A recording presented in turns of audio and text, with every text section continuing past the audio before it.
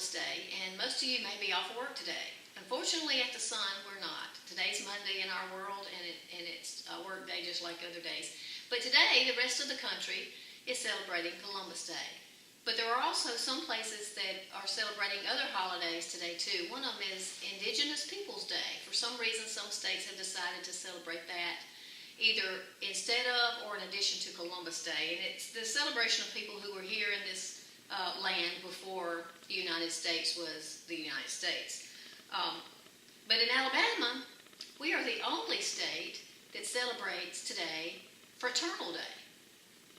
And this is a celebration of fraternal groups like the Masons, veterans groups, those kinds of groups. And this has actually been a holiday in Alabama since 1915. And it was originally set as the third Thursday in October, but they moved it to the same day as Columbus Day a few years ago.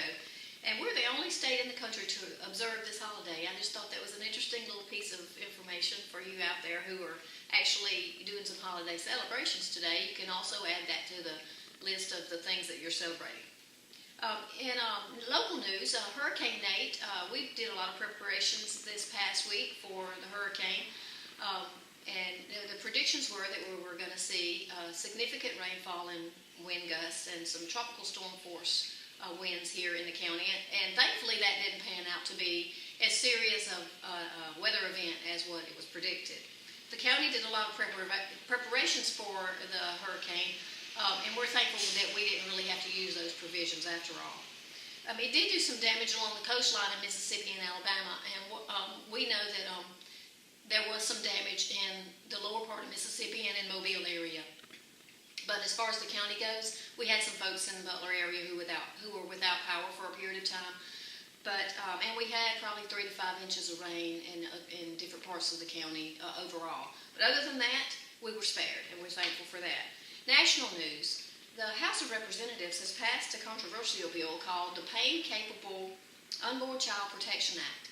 And this is a bill that, if it ever goes into law, would make it a crime to perform an abortion on a baby over 20 weeks gestation. The scientific research behind this is that at that point, the unborn baby would be able to feel pain, have a heartbeat, and brain activity, and actually be able to feel the pain that comes during the abortion procedure. The U.S. Senate is actually also considering a version of this. We don't know whether this is going to actually become a law or not, but if it does, we expect that maybe it would probably end up in the court system, I would imagine. But that's something to be watching because it could affect this state too, and some of the abortion laws that are in this state. Locally, the town of Gilbertown lost one of its prominent members this weekend. Miss Betty Merritt, a former mayor of the town, passed away. Almost 3 years to the day when her husband Marvin, also a former mayor, passed away in 2014. The couple were icons in the town of Gilbertown and were responsible for much of the growth in the town in the past decades, including the addition of the community college. They were town leaders, business owners, community leaders, and community-minded citizens, an integral part of the Gilbertown's history. Betty Merritt, like her husband, will be much missed in Gilbertown, and our hearts and prayers go out to the Merritt family today. This month, we're focusing on fire prevention in celebration of Fire Prevention Month and the work that our local volunteer firefighters do to keep us safe. And as part of that focus, here's a few facts about home fires that we thought were interesting. Half of all home fire deaths result from fires that occur in the late hours of the night, early hours of the morning, between like 11 p.m. and 7 a.m. When most people are asleep. And 3 out of 5 home fire deaths happen in homes that don't have any smoke alarms. On average, about 7 people die in home fires in the United States every day. Last year, fire departments in the United States responded to about 365,000 home fires, and of those fires, there were 2,560 deaths and about 11,075 injuries, and those fires caused $7 billion in damages.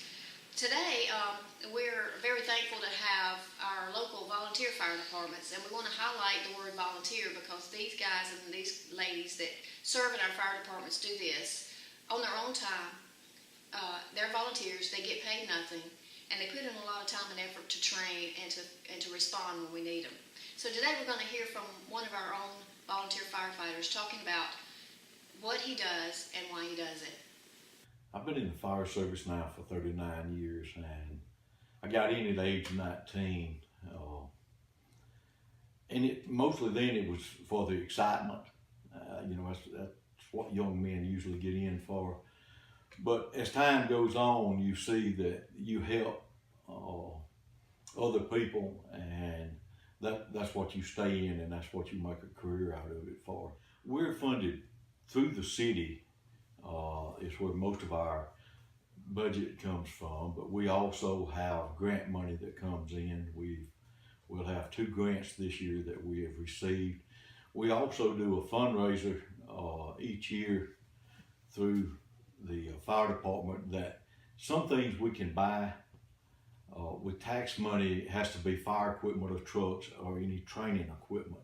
So the other stuff that we have to do, we do fundraisers to fund that, and then we also get county tax money, the ad valorem tax, in which all fire departments get. We didn't get the main part of the grant we wanted. We wanted to be able to buy all new turnout gear and stuff.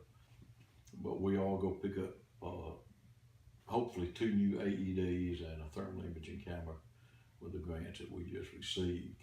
We have probably on average out of 12 months, probably 5 to 6 fires a month. We usually have 60 to 70 fires a year that we respond to. With that being said, probably 2/3 of them are structure fires, and then forest fires, grass fires, and vehicle fires is the other ones that we respond to. We train 2 times a month, second and fourth Monday. Sometimes we'll go over to our burn building and we'll train inside the burn building as far as working with search and rescue. Sometimes we will train with SCBAs and turnout gear. It'll be a dawning and dolphin exercise. We'll do search and rescue.